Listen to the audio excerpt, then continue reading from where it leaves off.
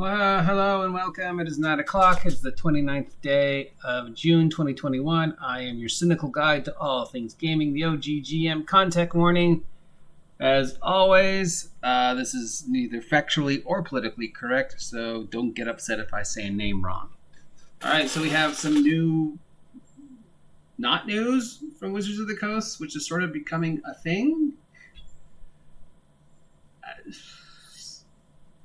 It's either, I guess it could be intentional that a lot of these Wizards of the Coast stories are sort of like maybe we might be we could, and since we already have spoke to somebody who was associated with Wizards of the Coast earlier this year, it does sort of feel like they're following the MCU footprints of releasing hints and teasers and things that may or may not be true because they've been victim of so many spoilers in the past, much like MCU, that the best way to prevent this from happening in the future is just sort of, broadcast a series of things that might or might not be accurate. So I guess it sort of makes sense that there's so many of these non-news stories or sort of news stories. I guess this is news. So we have confirmation that Benedict Cumberbatch, his dreaminess, Benedict, might be in the D&D movie coming forward. It has not been confirmed. So the confirmation is that he's at least thinking about it, I guess, or he heard about it. Maybe he's like, oh yeah, D&D movie. And they're like, oh, Benedict Cumberbatch is in it. So yeah, take that with a grain of salt. There is some rumors that he may be associated with it. Maybe he's playing the CGI version of the main villain, which we believe Hugh Grant is playing a villain called Fletcher Forge or Forge Fletcher. I have asked repeatedly if anybody who is more knowledgeable about Forgotten Realms lore than I am know who this character is, because I tried to look up that character on the Forgotten Realms wiki and I couldn't find it. So without trying to be insulting or anything, or, not getting my facts right, I was like, look, if you know who this guy is, let me know, please, because I don't. So, yeah. And the other news is we know that the Dungeons & Dragons Adventures of the Forgotten Realms Magic the Gathering core set is coming out in July. We now know we can expect the pre-release stuff probably around July 18th.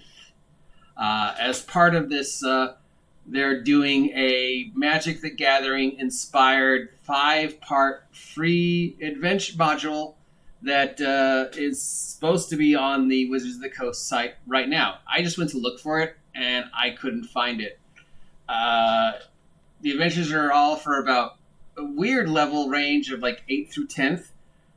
So there's some speculation that this might be how they're going to introduce planescape into D&D via the Magic the Gathering, since planeswalkers play such a huge part in Magic the Gathering, and we have for a long time have known that there's a certain member of the fan base that would love to see planescape be returned to D&D and updated to 5th edition. There's been lots of hints over the past year or so. Without directly saying it, Wizards of the Coast has sort of implied that we might be doing a 5th edition Planescape, maybe. But they haven't come out and said it. And there definitely is some fan support of that wanting to be a 5th edition product. And the best way to sort of do it could be to introduce it as this Dungeons & Dragons Magic the Gathering tie-in. And we know there's 5 adventures. We know they're free to print. We know they're about 15 to 20 pages. We know the level range is about 8th through 10th. They're supposed to be up today. I couldn't find them. I'll check again later. It could still be a little early. It's 9:14 here. I don't know what time that is in Wizards of the Coast time. I don't think Seattle, it shouldn't make much of a difference, but, it could be later today or early tomorrow that we actually see it. So it'll be interesting to see what the adventures look like and what it suggests. And if you haven't had a chance to look at the cards yet, I am impressed. As a former Magic the Gathering player, it's nice to see, stuff I recognize statted out for Magic, and sort of starting to see how far they went down the rabbit hole to make something bizarre that is, uniquely D&D and turn it into something that mechanically works in Dungeons and Dragons without being... Oh, wait, sorry. Scratch that, reverse it. Something that is, uniquely Dungeons and Dragons, and then making the mechanics so it actually works in Magic the Gathering without being like utterly ridiculous. Like how do you do a beholder in Magic the Gathering? I guess just it's a multicolor legendary creature or something like that. How do you do a dungeon in Magic the Gathering? How do you do spells like Wish and other ridiculous D&D thingies, and then convert them so that they work in the mechanics of Magic the Gathering? It's going to be an interesting format. As I repeatedly said, these cards are going to make perfect prop cards. So even if you don't play Magic, you should pick some of them up. They're going to do a lot of the artwork as just pure artwork cards. They're going to do a lot. They're going to have stat blocks for some of the things scattered into the Magic cards. I've seen the one for the Thump so far.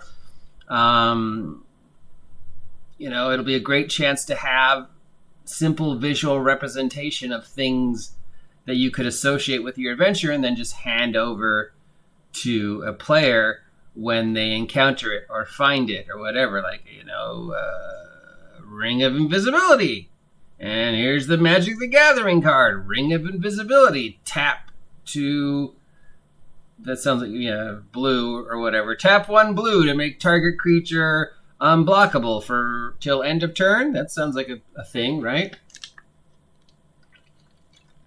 That could be in Magic.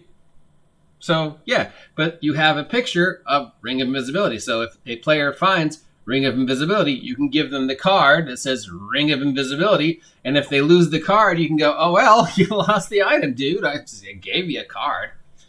I don't know. I just think that if you are a visual prop person like me and like to actually show people what things look like, but also have limited space available to you, these cards could be a good way to sort of bridge that gap.